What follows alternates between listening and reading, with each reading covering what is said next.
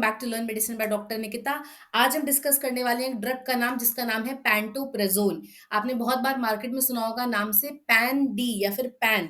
Pan के injections normal जब doctors या नर्सेज भी बात करते हैं आपस में तो इस तरह बोलते हैं इसको पैन का इंजेक्शन दे दीजिए या फिर पैन की दवाई दे दी गई है। तो पैन एक्चुअली शॉर्ट फॉर्म है फॉर पैंटोप्रेजोल।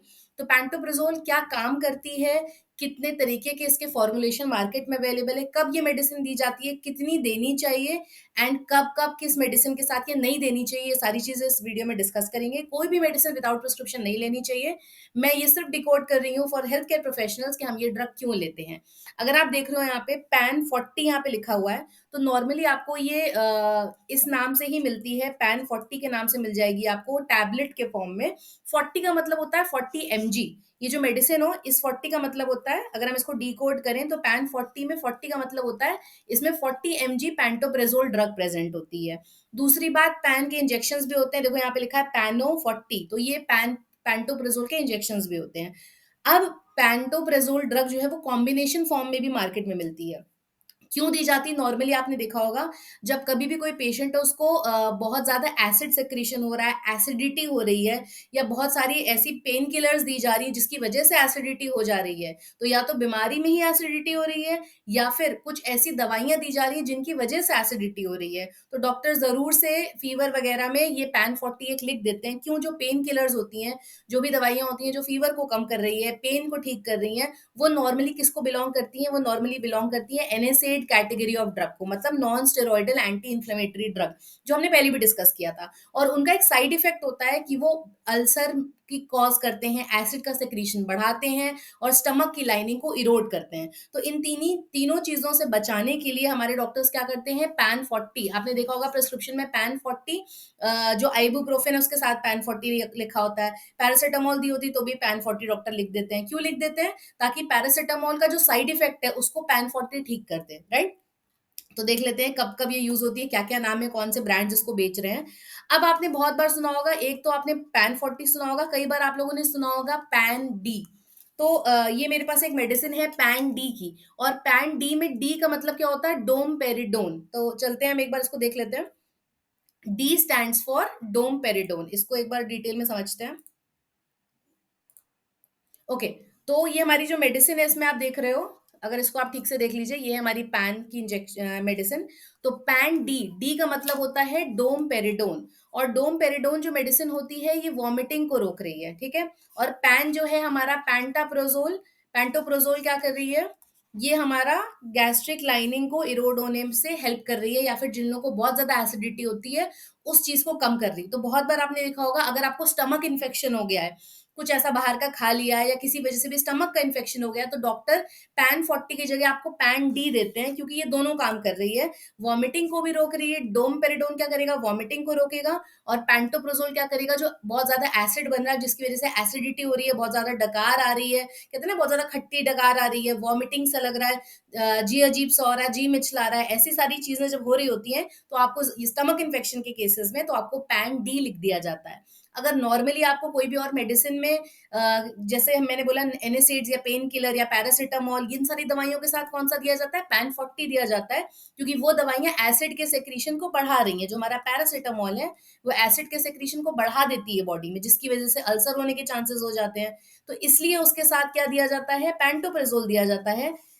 वो क्या करेगा? इस अल्सर के सेक्रीशन को कम करेगा। कैसे? हमारी बॉडी में एसिड के सेक्रीशन को कम करेगा। तो देख लेते हैं कौन कौन सी कंडीशन में दवाई दी जाती है। पहली बात तो टैबलेट के फॉर्म में ये मार्केट में अवेलेबल है, इंजेक्शन के फॉर्म में मार्केट में अवेलेबल है, पैंटोप्रेजोल सोडियम के नाम से। अलग अलग नाम से बिक रही है दवाई, क्योंकि ये तो उसका कंपाउंड है पैंटोप्रोजोल। जो ब्रांड का नाम है पैन 40, पैंटोडैक, पैंटॉप, पैंटॉप बहुत सुना होगा आप लोगों ने, या फिर आईवी। आईवी मतलब होता है इंजेक्शन, इंजेक्शन का फॉर्म इंट्रावीनस। तो आईवी जिस पे लिखा हो तो वो आपको पीना नहीं है किसी भी तरह, वो इंजेक्टेबल है, वो इंजेक्शन के थ्रू दिया जाएगा दवाई।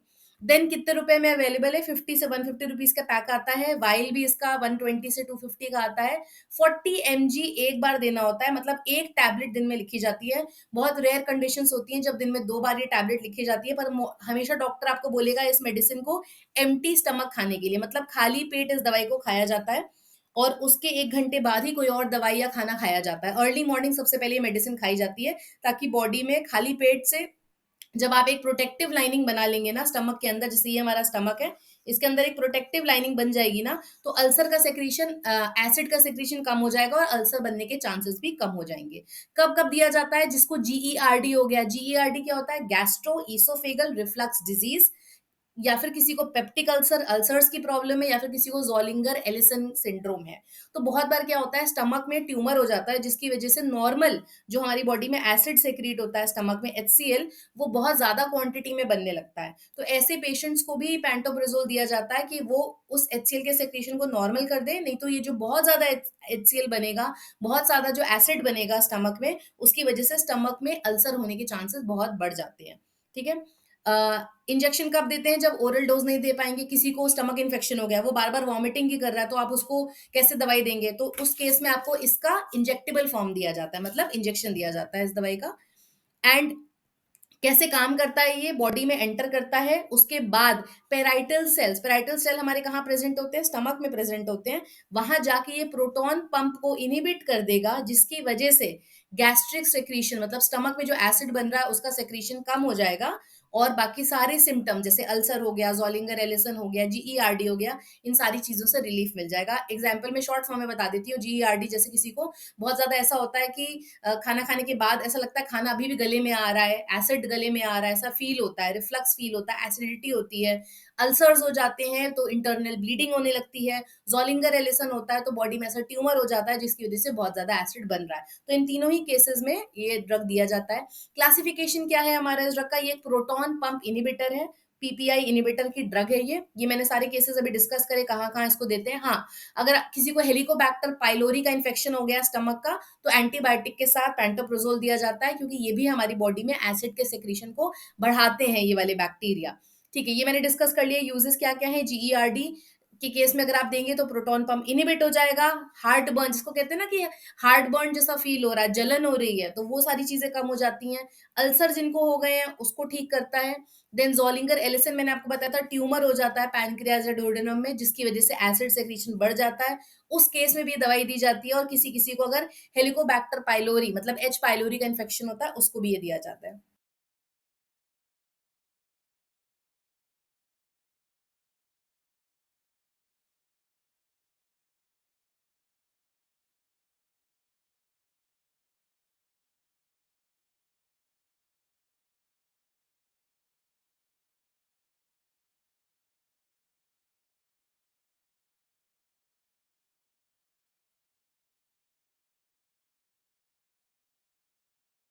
है किसी की लिवर डिसफंक्शन हो सकता है, बोन में इफेक्ट कर सकता है, या फिर एलर्जिक रिस्पॉन्स हो सकता है। You do like, share and subscribe to Learn Medicine by Dr. Nikita, and subscribe to our channel for more such videos. Thank you.